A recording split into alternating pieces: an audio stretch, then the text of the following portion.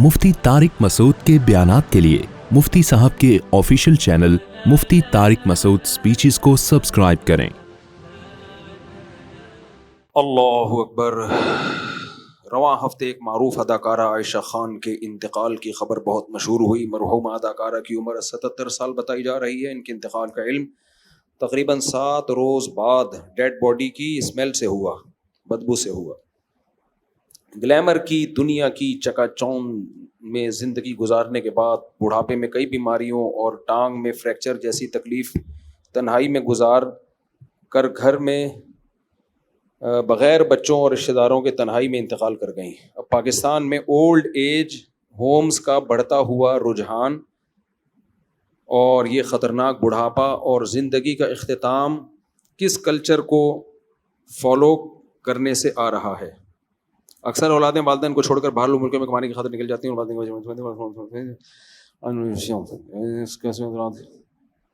हाँ, देखो वो कोई अदाकारा थी ना आयशा खान, मैंने उनके बारे में जो न्यूज़ पढ़ी उसमें ये भी कि उसने ज़िंदगी में अपने बच्चों के नाम अपनी जायदाद कर दी थी, सारी प्रॉपर्टी। जब से की है ना उस वक्त से बच्चे मार्केट से शार्ट हो गए और वो बेचारी बुढ़ापे में बुलाती थी और कहती थी कि मैं तन्हा हूं, मेरे बच्चे मुझे नहीं पूछते। अल्लाह ताला जब इंसान की बसीरत की आंखें अंधी कर लेना, उसे दुनिया में कोई हिदायत नहीं दे सकता। मैं चीख रहा हूं, बार बार कह रहा हूं, यूरोप अमेरिका से मगरिबी दुनिया के अखलाक से मुतासिर मत हो। रंग रलियों पे ज़माने की न जाना ए दिल, ये खिज़ां हैं जो बअंदाज़े बहार आई है। मैं बोलता हूं भाई, मगरिबी दुनिया बर्बाद हो चुकी है, लेकिन लोग कहते हैं नहीं, असल में मुफ्ती साहब लोग एहसास कमतरी का शिकार हैं। अभी मैंने बताया था ना कि वहां बूढ़ों का क्या हाल है, खानदानी निज़ाम तबाह हो गया, सब इंडिविजुअल लाइफ गुजारते हैं, कोई किसी का पूछने वाला नहीं है। तो कनाडा से एक फैमिली थी, उन्होंने कमेंट्स किए, हम तो यहाँ बहुत अच्छे हैं, पाकिस्तान में हमारे बच्चे बिगड़ रहे थे, हम तो यहाँ बड़ी मोहब्बत से टाइम गुजार रहे हैं, एक दूसरे का ख्याल है। मुफ्ती साहब को पता नहीं कौन गलत पट्टियाँ पढ़ा देता है। भाई, जो मुस्लिम फैमिलीज़ हैं जिन्होंने मज़हब पे बच्चों को रखा हुआ है, मैं उनकी बात नहीं कर रहा, वो तो महफूज हैं, बल्कि हो सकता है यहाँ से ज़्यादा अच्छे हों वो। मैंने देखा है मगरिबी दुनिया में जो मुसलमान हैं जिन्होंने शादी भी की, बच्चे भी पैदा किए और बच्चों को दीनी माहौल में रखा, मस्जिद करीब में, तबलीग वालों से ताल्लुक़ रखा, वो तो बहुत वाकई बहुत मजे में है। बात मगरिबी दुनिया की नहीं हो रही है, बात है मगरिबी कल्चर की। जो उस कल्चर को फॉलो कर रहा है ना, गोरे बहुत अच्छे, हमारा सेकुलर तबका जो देसी लिबरल हैं, ये मौलवियों के कल्चर को अच्छा समझते हैं या अंग्रेजों के? ये अंग्रेजों के कल्चर को, उनका ये अंजाम है, ये जो आयशा खान के साथ हुआ है। समझ रहे हो कि नहीं समझ रहे?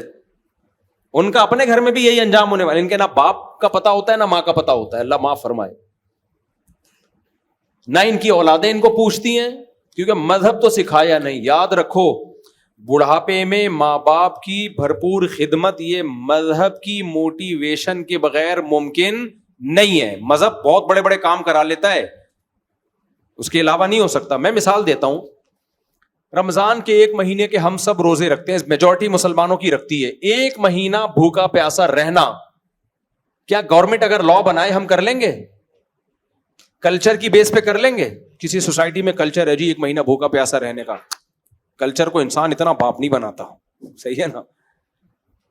1 महीना भूखा प्यासा रहना, ये अल्लाह को लेकर आएंगे ना अपनी सोसाइटी में, और अल्लाह कहेगा 1 महीना रोजे रखो, इंसान जान भी दे देता है। रोजा तो दूर की बात, जो लोग अपने दीन की खातिर जान दे देते हैं, ये मजहब की मोटिवेशन है। तो बूढ़े माँ बाप को रखना, संभालना, उनकी कड़वी कसीली बर्दाश्त करना, उनको टाइम देना कि उनको रेंट पे बंदा ना बुलाना पड़े। हम हैं, हम आपको पूछेंगे, ईद आपके घर होगी, बकरीद आपके घर होगी, आपकी बीमारी का खर्चा मेरे जिम्मे,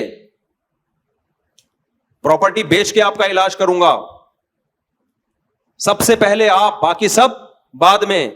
ये मजहब की और अल्लाह की मोटिवेशन के बगैर, अल्लाह को अपने घर में, सोसाइटी में इन किए बगैर ये मुमकिन नहीं है। कुछ भी कर लो, गोरे ने अल्लाह को निकाला मार्केट से, अपनी सोसाइटी से, نتیجہ کیا نکلا؟ ویسے اخلاق دیکھو، thank you nice to meet you, صبح شام ہمیں کہتے ہیں کم بخت بد اخلاق ہوتے ہیں، بدتمیز ہوتے ہیں.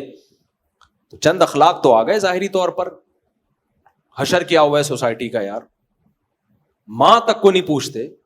اچھا یہ بات بھی بہت لوگوں کو بری لگتی ہے، نہیں ہم نے تو یہاں انگریز کو دیکھا ہے اپنی ماں کی بڑی کیئر کرتا ہے. بھائی صاحب وہ کیئر میں اور ہماری کیئر میں زمین آسمان کا فرق ہے. یہ ایسے ہی ہے جیسے انگریز اپنی بیوی کی بڑی کیئر کرتے ہیں. کتنا کرتے ہیں؟ لڑتے نہیں ہیں، تھپڑ نہیں مارتے. یہ کیئر تو آج آپ کی بیوی آدھا بل دے گیس کا، آدھا خرچہ سارا خود اٹھائے. وہ کیا خیال ہے؟ میری گھر والے اگر میرے 4 گھر والے مجھے کہہ دیں کہ آپ کا اتنا خرچہ، مجھے کتنا خرچہ ہو رہا ہے کبھی چھاؤں میں آؤ بتاؤں گا، اور چندے کے پیسوں سے نہیں کر رہا میں، یہ بتا دوں میں 1 روپے چندے کا دائیں میں اپنا ہے سارا. لوگ کہتے ہیں سورس آف انکم کیا ہے کہ وہ بھی کبھی چھاؤں میں آؤ بتا دوں گا. حلال ہے، بزنس ہے، کاروبار ہے. تو اب مولویوں کو، لوگوں کو کھاتے ہوئے پیتے ہی اچھے نہیں لگتے تو پھر تو تمہارا مسئلہ ہے نا، پھر تو وہی کیڑوں والا لطیفہ فٹ ہوگا تمہارے اوپر. تو اب اگر میرے گھر والے مجھے کہیں نا، میرے 4 گھر والے، اللہ ان کو یہ کہنے کی توفیق عطا فرمائے کہ ایسا ہے کہ آپ کا خرچہ بہت ہو رہا ہے، آپ کا اپنے لیے تو کچھ بچتا ہی نہیں ہے، وہی جو ریوو تھی کتنے سال سے لے کے گھوم رہا ہوں وہی لے کے گھوم رہے ہو. 19.25 کی رپورٹ تھی، اب الحمدللہ 19 ہو گئے. ان کا اسکول، گیس، ان کے بیماریاں، گیس سے مراد پیٹ کی گیس بھی کسی کو ہوگی تو اس کا بل بھی ہم بھرتے ہیں، یعنی بچہ اگر بیمار ہوگا تو ایکچولی ایسا ہے کہ ہمیں پتہ چلا آپ کا خرچہ بہت ہو رہا ہے تو آدھا اب ہم کریں گے، آدھا آپ. میرے تو اخلاق ہی اخلاق ہوں گے اس دن کے بعد. میں گھر میں جاؤں گا، nice to meet you, nice to meet. تو یہ فری پھوکٹ کے اخلاق تو ہیں، وہ تو بہت اچھا ہے، گورے میں ہوتے ہیں. تو یہ والے اخلاق، لوگ کہتے ہیں گورا اپنی بیوی کے ساتھ بہت اچھا ہوتا ہے، تو ہوگا نا اچھا، اس کو کیا، اس سے اس کی رسپانسبلٹی کیا ہے؟ کوئی دھیلے کی ذمہ داری اس کے کندھوں پہ نہیں ہے تو اچھا ہی ہوگا. اور کیا ہوگا؟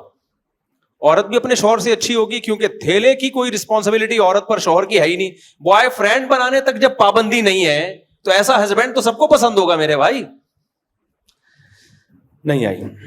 آپ گورے کی بیوی ہو، فرض کرو آپ کا ہسبینڈ آگے، کوئی بھی نیلسن یا مائیکل ملنے کے لیے آ گیا، آپ کے ہسبینڈ کچھ کہہ ہی نہیں سکتا آپ کو. تھوڑا سا اس کو فیل تو ہوگا کہ یہ غلط ہو رہا ہے، لیکن کچھ بھی نہیں کر سکتا، نہ تھپڑ مار سکتا ہے، نہ گالی دے سکتا ہے، کیونکہ اس نے یونیورسٹیوں میں پڑھا ہے، نفسیاتی ڈاکٹروں نے بھی ان کو بتایا ہوا ہے، سائیکولوجسٹ نے بتایا ہوا ہے کہ انسان اپنے اخلاق سے پہچانا جاتا ہے. تیز آواز سے بات کرنا، جذباتی ہونا، رگے پھولنا، یہ پاکستانی جیسے جو غریب ملکوں کے لوگ ہیں جو بنیان مرصوص پہ بس خوش ہو گئے، وہ باقی تو کچھ ہے نہیں ان کے پاس، اسی پہ ان کی اسٹیبلشمنٹ ان کو مطمئن کر دیا، چپ کر کے بیٹھے رہو آرام سے، بس اتنا کافی ہے فی الحال. تو یہ غریبوں کا کام ہے. تو انگریز کیا کرتا ہے، وہ اس کو پتا چل جائے بیگم نیلسن کے ساتھ گھوم رہی ہے، صحیح ہے، تو نہ وہ ڈانٹ سکتا ہے نہ وہ مار سکتا ہے، کیس ہو جاتا ہے. تو بیگم تو پھر اچھی ہوگی میرے بھائی. تو بات ہوتی ہے کہ جہاں رسپانسبلٹی ہو، ذمہ داریاں، ہم ذمہ داریاں اٹھاتے ہیں. تو یہ اسلام کی وجہ سے ہماری ایک سوسائٹی. ایک اور واقعہ سناتا ہوں، اس سے انشاءاللہ اچھی طرح سمجھ میں آ جائے گا میں کیا کہنا چاہ رہا ہوں. کل کی بات ہے، مجھے ایک سسٹم خریدنا تھا، میں صدر گیا اپنے دوستوں کے ساتھ، کمپیوٹر خریدنا تھا. میں گیا صدر مارکیٹ میں، ایک ایل ای ڈی لینی تھی. جن سے میں نے ایل ای ڈی لی میں ان کے پاس آگے بیٹھ گیا. کل کا واقعہ، یہ پرانا نہیں ہے. وہ کھا رہے تھے انڈا چھولا اور روٹی. خدا کی قسم بہت دل چاہ رہا تھا کہ مجھے بھی پوچھیں، لیکن میں نے عزت پہلے، کیونکہ وہ انڈا چھولا، اور ان کو پتا یہ بھی تھا میرے ساتھ، میں ان سے بار بار کہہ رہا تھا یہ پوچھ نہیں رہے یار. ان کو لگ رہا تھا ہم مفتی صاحب کو چھولے اور انڈے اور یہ روٹی کھلائیں، یہ مفتی صاحب کی انسلٹ ہے. ان کا خیال تھا مفتی صاحب ہیں بھائی، انڈے چھولے کیا مفتی صاحب. اور میرا خدا کی قسم جو دل چاہ رہا تھا نا انڈے چھولے کھانے کا، اور وہ کھائے، اتنی دیر لگا دی انہوں نے، بھائی ہٹاؤ یار جلدی سے، میرا دل چاہ رہا ہے کھانے کا. یہ تو اب میں راز فاش کر رہا ہوں، ورنہ ان کے سامنے تو عزت سے بیٹھا. وہ کہہ رہے تھے کچھ کھانا ہے، میں نے کہا نہیں کچھ مجھے، لیکن مجھے بھوک لگ رہی تھی اور میرا انڈے چھولے، ان کو پتا ہے میں پہلے کہہ رہا تھا یار کوئی دکان دیکھو یا کوئی چھولے کی دکان ہو، تو وہ تو تھی نہیں، وہاں گئے تو وہ وہی کھا رہے تھے. خیر اب ان کو پتا چلے گا تو افسوس ہوگا، اب کیا فائدہ یار، اب کیا فائدہ. خیر تو اب گھنٹہ مجھے لگا کہ یار یہ ختم ہی نہیں کر رہے. میں ساتھ میں بیٹھا ہوا ہوں، چائے کا پوچھ رہے ہیں، یا تو پوچھیں یا کھا کے ختم کریں. اب وہ اتنی دیر ہو گئی تو میں نے کہا آپ ماشاءاللہ, پھر میں نے ویسے ہی پوچھا, میں نے کہا انکل ماشاءاللہ آپ 1 گھنٹے سے میں دیکھ رہا ہوں آپ انڈے چھولے کھا رہے ہیں, بہت اسپیڈ سلو ہے آپ کی کھانے میں. میرا خیال تھا آپ پوچھیں گے, لیکن خیر مذاق کر رہا ہوں, وہ دکان والے کہیں سیریس نہ ہو جائیں. تو انہوں نے کیا کیا, انہوں نے کہا کہ یہ میرا معذور بیٹا ہے, یہ بہت آہستہ, وہ اصل میں اس معذور کو کھلا رہے تھے, معذور بیٹے کو, ایک بیٹا معذور تھا اس کو کھلا رہے تھے. تو 1.5 گھنٹہ تو لگا ہوگا, اور اس وقت تک بھی بہت چھوٹے نوالے بنا کے وہ کافی دیر تک چباتا رہتا, اس کو چباتا رہتا, پھر وہ نکلتا. معذور تھا بیچارہ ذہنی.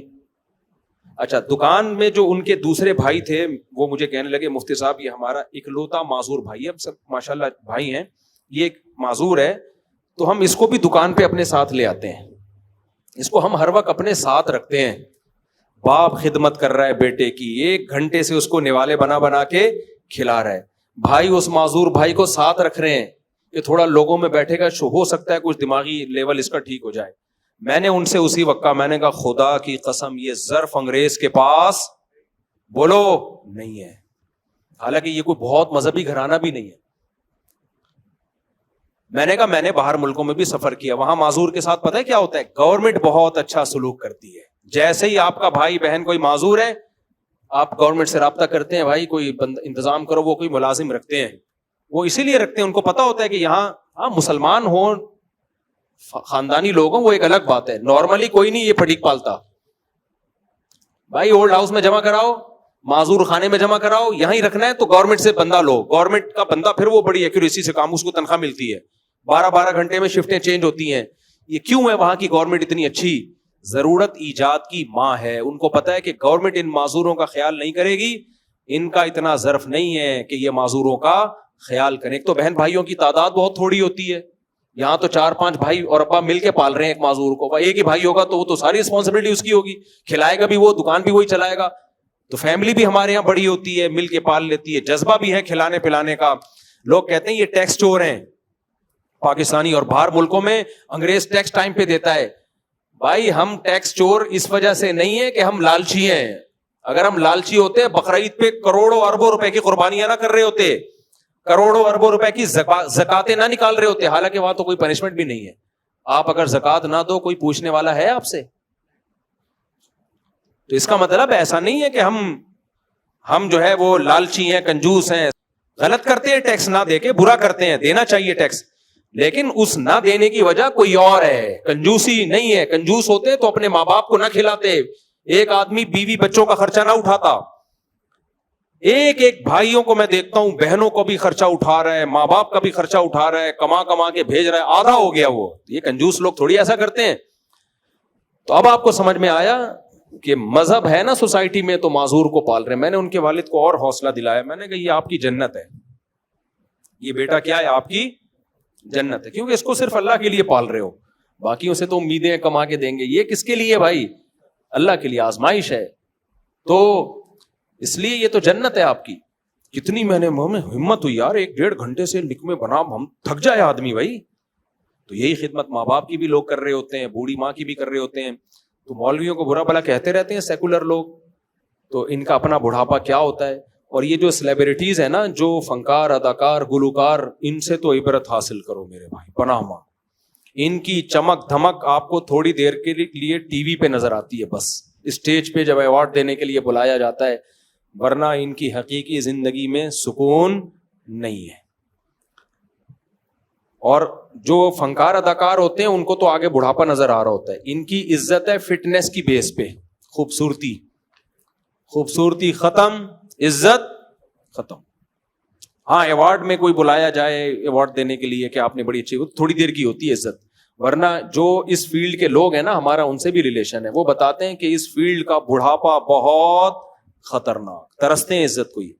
تو یہ جو اس فنکارہ کے ساتھ ہوا, مسلمان تھی, اللہ مغفرت کرے, ان کی اولاد کو اللہ ہدایت دے, لیکن یہی وہ عیب ہے اور یہی وہ کلچر ہے جو ہم باہر کی دنیا سے لے رہے ہیں. دیکھو آخری بات, بس 2 جملوں میں اپنی بات کو ختم کرتا ہوں. لوگ مجھے کہتے ہیں مفتی صاحب شادیوں پہ بہت بیان کرتے ہیں, شادیوں پہ بہت, ہر تھوڑی دیر میں شادی پہ آ جاتے ہیں, بچے پیدا کرو, کوئی اور کام نہیں ہے آپ کا؟ دیکھو علامہ ابن تیمیہ رحمہ اللہ کا قول ہے کہ اگر تمہیں سمجھ میں نہ آ رہا ہو نا تمہارا سب سے بڑا دشمن کون ہے, تو اپنے دشمن کے تیروں کا تمہارا سب سے بڑا دوست کون ہے, تو اپنے دشمن کے تیروں کا رخ دیکھ لو کس کی طرف ہے. تمہارا دشمن کا جو سب سے بڑا دشمن ہے وہی تمہارا سب سے بڑا دوست ہے. اسی طرح یاد رکھو کہ دشمن کی انویسٹمنٹ کس چیز پہ سب سے زیادہ ہو رہی ہے.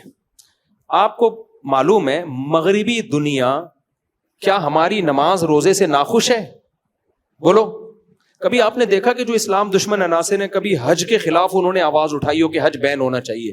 کبھی سنا آپ نے کہ اربوں روپے خرچ کر رہے ہو یار یہ حج کا سیٹ اپ ختم کرو؟ نہ.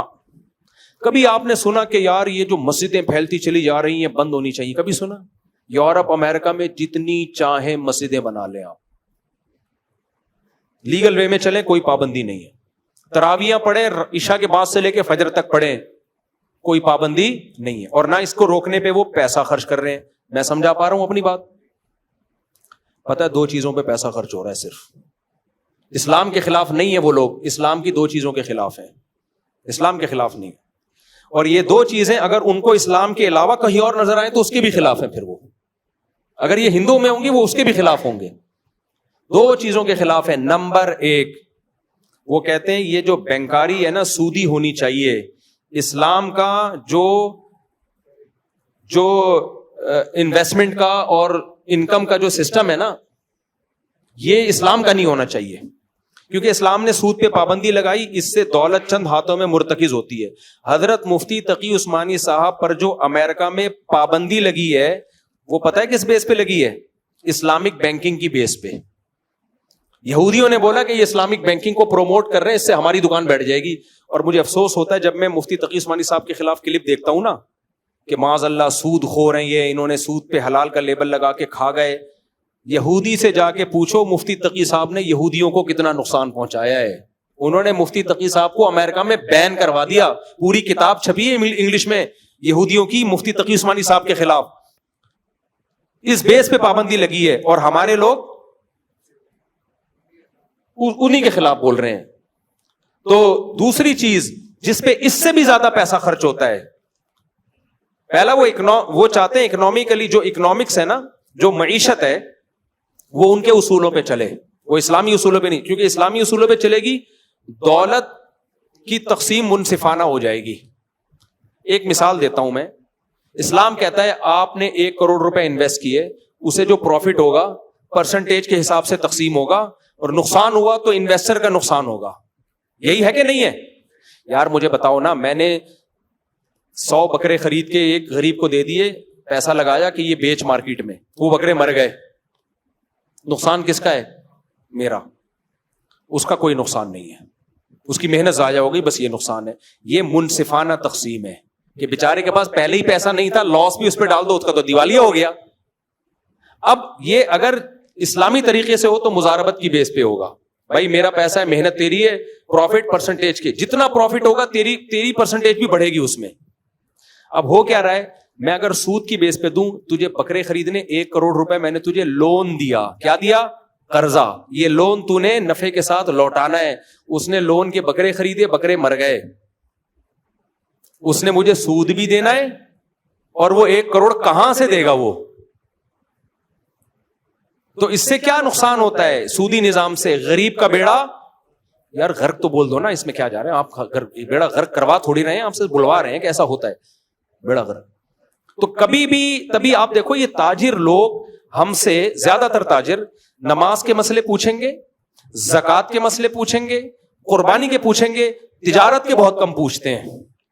میں نے ایک دفعہ پنجاب میں کوئی تاجروں سے بات کی کہ میں ایک ورکشاپ کروانا چاہتا ہوں تجارت کے شرعی مسائل پر, ہم تاجروں کو ٹریننگ دیں گے کہ شرعی لحاظ سے تجارت کب جائز ہوتی ہے کب ناجائز. آج تک وہ دن نہیں آیا. کہہ رہے ہیں تاجر لوگ آمادہ ہی نہیں ہوتے اس پہ. میں نے کہا ان کو بولو ڈرو مت, ہم کوئی آپ کے تجارت بند نہیں کر. ان کو ڈر لگتا ہے یار یہ حرام چیزوں پر ہم کو کھائیں گے کہاں سے ہم. میں نے کہا شریعت میں متبادل ہے, جائز متبادل. تو سب سے زیادہ وہ کوشش کس پہ کرتے ہیں؟ معاشی نظام ان کا چلے, کیونکہ پیسہ ان کی مرضی کے لوگوں کے ہاتھ میں آئے. دوسری چیز جس پہ اس سے بھی زیادہ انویسٹمنٹ ہے وہ آپ کا فیملی سسٹم تباہ کرنا. بات سمجھ میں آ رہی ہے کہ نہیں آ رہی ہے؟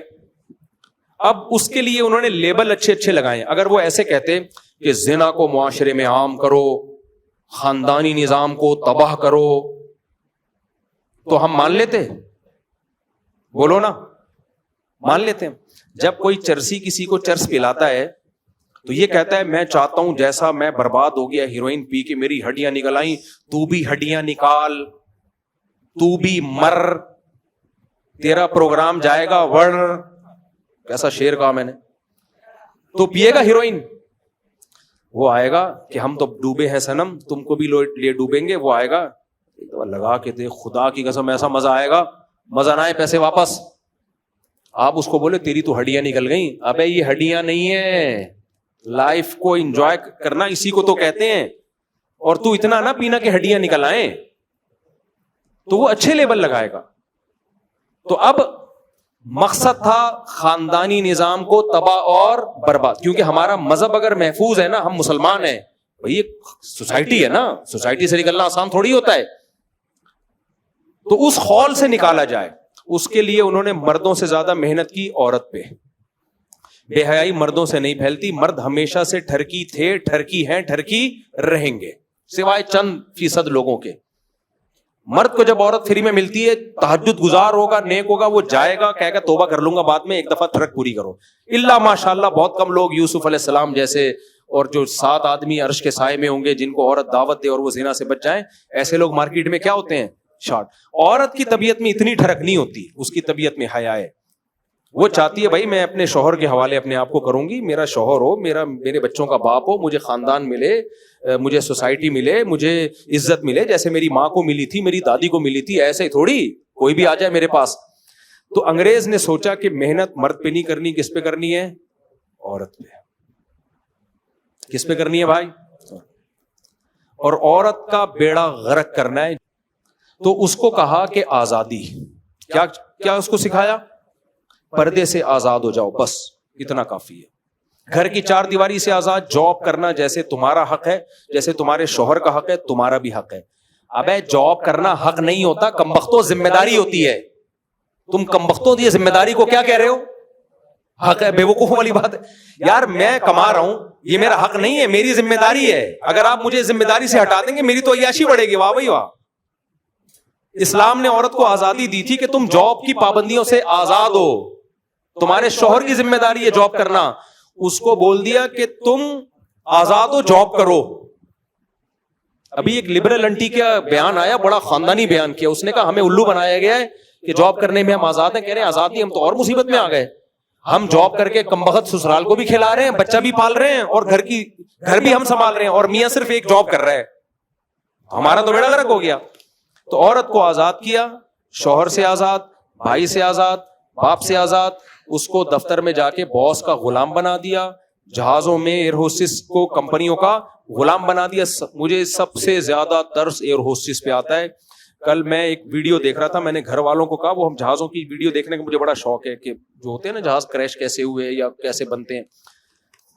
تو میں نے کہا یہ ہم جاتے ہیں نا کبھی لمبے روٹ پہ, امریکہ جا رہے ہیں تو 18-20 گھنٹوں کی فلائٹیں ہو جاتی ہیں. اس میں ایئر ہوسٹس کی ڈیوٹی 6 گھنٹے 8 گھنٹے 8 گھنٹے تک اس کی پیشانی پر لکیر آنے پر گورنمنٹ کی طرف سے پابندی ہے. نہیں آئی میرا خیال ہے بات, اس پر پابندی ہے کہ 8 گھنٹے میں ایک دفعہ آپ کی پیشانی پر, یہ نہیں آپ اس کو 100 دفعہ بٹن دباؤ نا, یہ چاہیے وہ چاہیے, یہ نہیں, یوں نہیں ہوگا, ایسے نہیں, وہ ایسے ہی. تھینک یو, شکریہ, تھینک یو. ابے خدا کی قسم بہت مشکل ہے یہ تھینک یو. آدمی کا دل چاہتا ہے رکھ کے چماٹ لگائے. بعض کسٹمر ایسے ہوتے ہیں, یار ابھی چائے پیتی ہے, ابھی پانی منگوا رہے ہو, ایک دفعہ منگواؤ نا. گھر میں تو بول دے گی بیوی, انڈے لینے بھیجا تھا, ڈبل روٹی اٹھا کے لے آئے. لیکن ایئر ہوسٹس نہیں کہہ سکتی. یہی ایئر ہوسٹس کسی مالدار کی بیوی ہوتی جو اس سے ڈبل مالدار ہوتا, وہ اس کو یہ ساری سہولتیں گھر میں اس سے ڈبل دے رہا ہوتا اور ڈانٹے بھی سن رہا ہوتا. لیکن مالدار کو دوسری شادی سے بولو نا روک. وہ کروڑ پتی ارب پتی آدمی میرے دوسری شادی کے بیان پہ اعتراض کر رہا ہوگا, بھائی تو ایئر ہوسٹس سے شادی کر, جتنی اس کی تنخواہ ہے 10 لاکھ تنخواہ ہے تو 20 لاکھ دے اس کو. ایسے ایک کروڑ پتی ہیں, لیکن اس کروڑ پتی کو سمجھا دیا شادیاں وادیاں کرنا بری بات ہے, وہ بھی عیاشی میں لگا ہوا ہے. خیر, تو عورت کو بے پردگی کرا دی اس سے خاندانی نظام تباہ ہو گیا. پھر عورت کو کہا تم بچہ پیدا کرنے کی مشین نہیں ہو, اگر ہو بھی گئی نا شادی اب اسے نسل بنانے سے روکا جا رہا ہے. حالانکہ اولاد گفٹ, یہ ایسے ہی ہے جیسے آپ کے گھر میں نوٹ چھاپنے کی مشین آ جائے تو آپ بولو گے کہ میں نوٹ چھاپنے کی مشین مجھے نہیں چاہیے ہے؟ بھائی وہ نوٹ چھاپ رہی ہے, عورت پیدا وہ گدے گھوڑے نہیں پیدا کر رہی, وہ انسان پیدا کر رہی ہے, بیٹے بیٹیاں پیدا کر رہی ہے. تو یہ تو مشین بہت اچھی مشین ہے بھائی. زمین آلو پیاز ٹماٹر پیدا کرتی ہے, کسان کے دل میں قدر ہوتی ہے. اور یہ کون پیدا کر رہی ہے؟ انسان. کوئی سائنٹسٹ بنے گا, کوئی فوج میں جائے گا, کوئی تاجر بنے گا, یہ انسانوں کو پیدا کر رہی ہے. تو اس کو یہ سکھا دیا ہم بچے پیدا کرنے کی مشین نہیں ہے. اس سے اس کی تنہائیاں. عورت کا سب سے بڑا سرمایہ دیکھو, کوئی عورت کو عزت دے نہ دے, اسلام, کلچر, فیملی پابند, یعنی اخلاقیات کیا کہتی ہیں, ماں سے بڑا حق آپ پر کسی کا نہیں ہے. تو اس کو ماں کے حق سے ہی محروم کر دیا.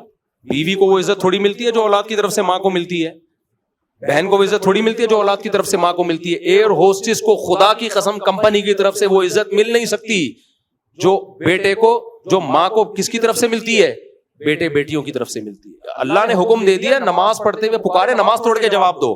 باس کے بارے میں تھوڑی حکم دیا ہے. عورت کا سب سے بڑا سکون, سرمایہ, سہارا وہ کیا تھا؟ اولاد. اسے پٹیاں پڑھا دی, تم بچے پیدا کرنے کی مشین نہیں ہو. یہ ایسے ہی ہے جیسے میں مردوں کو اپاہج بنانا چاہ رہا ہوں اور میں چاہ رہا ہوں کہ یہ بیویوں کو کما کے نہ کھلائیں اور بیڑا غرق کر دیں خاندانی نظام کا. تو اس کا طریقہ کیا ہوگا؟ میں مرد کو بولوں گا تو کوئی کمانے کی مشین تھوڑی ہے جو روزانہ بیوی کو برگر کھلاتا ہے. کیا خیال ہے بھائی؟ ایک آدمی روزانہ انڈے بھی لے کر آ رہا ہے, دہی بھی لے کر آ رہا ہے, وہ آدمی سے مراد میں ہوں, یعنی آپ لوگ بھی ہیں. روزانہ انڈے لا رہا ہے, دہی لا رہا ہے. میں تو یہی کام کر رہا ہوتا ہوں. میں لوگ کہتا ہوں, میں جہاں نکلتا ہوں لوگ سیلفیاں اور مفتی صاحب اسٹائل سے جا رہے ہیں, ایسی آ رہی ہوتی ویڈیوز, حالانکہ میں دہی لینے جا رہا ہوتا ہوں. اگر پتہ چل جائے نا ایسے اسٹائل جیسے میں غزہ فتح کرنے جا رہا ہوں, یہ میرے اسٹائل آ رہے ہوتے, میں گھر میں بتاتا ہوں میں دہی لینے جا رہا تھا اور دیکھو اسٹائل کیا مارا ہے لوگوں نے. تو اب میں بتاؤ, میں دہی لینے جا رہا ہوں, میں ٹماٹر لینے جا رہا ہوں, کوئی بندہ آئے میرے پاس, مفتی صاحب تم اپنے گھر والوں سے بولو جاب کریں, آپ انڈے لانے کی مشین نہیں ہو, روزانہ ڈبل روٹی لانے کی مشین نہیں ہو. تو دیکھو وہ میرا خیر خواہ بن کے اصل میں میرا بیڑا غرق کر رہا ہے, گھر توڑ رہا ہے. وہ گھر کو کیا کر رہا ہے بھائی؟ اپریشیٹ کرو مفتی صاحب, خاندانی آدمی ایسے ہی ہوتا ہے, کبھی دہی لینے جا رہا ہے, کبھی انڈے لینے جا رہا ہے. یہ اچھے شوہر ہونے کی علامت ہے. تو بیوی کے بارے میں نبی کی موٹیویشن کیا ہے؟ تزوج الودود الولود, تزوج الودود الولود. بیوی وہ اچھی جو تمہیں کثرت سے اولاد دے, کیونکہ اس سے تمہیں تمہارا اولاد ایلفی کا کام کرتی ہے, ماں باپ کو جوڑ دیتی ہے. وہ جتنے زیادہ بچے ہوں گے چھوڑنا اتنا مشکل. آدمی کہتے ہیں بچوں کو لے کے کہاں جاؤں گا میں, وہ ایلفی کا کام دیتے ہیں, بچے جوڑ دیتے ہیں ماں باپ کو, پھر سہارا بنتے ہیں, پھر ان کی خوشیاں غمیاں سب مشترک ہوتی ہیں. تو جو سب سے بڑی چیز بیوی کو آپ کے ساتھ جوڑنے والی, آپ کے دل میں اس کی محبت پیدا کرنے والی, اس کو یہ کہہ کے کہ بچے پیدا کرنے کی مشین نہیں ہو. تبھی میں کہتا ہوں جو عورتیں بچے نہیں پیدا کرتی ہیں اور کہتی ہیں ہم کو بچے پیدا کرنے کی مشین ہے, تو ان کو بولا کرو ہم کیا کمانے کی مشین ہے. تو مشین کوئی نہیں ہوتا, ایک اللہ نے ایک اولاد دی ہے, یہ نعمت ہے. تو بس خلاصہ یہی نکلا, اٹھا کر پھینک دو باہر گلی میں, نہیں تہذیب کے انڈے ہیں گندے. تو یہ ان کا سب سے زیادہ فوکس اس پر ہے کہ خاندانی نظام کو تباہ کیا جائے. تبھی وہ کہتے ہیں شادی مت کرو, گرل فرینڈ بناؤ. نمبر 2 کرنا ہے تو دیر سے کرو, اور دیر سے بھی 1 کرو, اور بچے بھی 1 یا 2. میں بالکل اس کے الٹ چل رہا ہوں. جلدی کرو, شادیاں بھی زیادہ کرو, بچے بھی تباہ کے پیدا کرو, ایسی کی تیسی. چاہو تمہاری یہ جذبہ جب تک نہیں ہوگا مزہ نہیں آئے گا.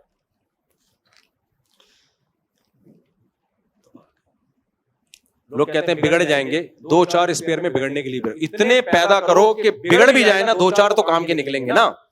ایک ہی انڈا وہ بھی گندا. ایسے لوگ ہیں, 2 بچے ان کی بیچارے عائشہ خان کے تو میرے خیال ہے 2 بچے تھے, 2 بچے تھے, انہوں نے چھوڑ دیا. اور پھر یہ 2 آپ کے کتنے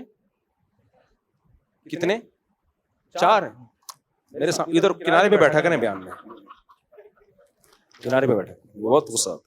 مفتی صاحب آپ نے, ہاں کوئی صحت کا ایشو ہو تو وقفہ کرنے میں کوئی حرج نہیں ہے, شرعاً جائز ہے بھائی, صحت کی وجہ سے کہ بھائی اگر 2-3 بچے ہو جائیں, ذرا 1-2 سال وقفہ کر لیں, 2 سال وقفہ کر لیں, اس میں کوئی, وہ شرعاً جائز ہے. ہم وقفے کے خلاف نہیں ہیں, ہم اس وقفے کے خلاف ہیں نسل کم کرنے کے لیے ہو, یہ وقفہ بڑھانے کے لیے کہ صحت ٹھیک رہے گی تو چلتا رہے گا یہ سلسلہ.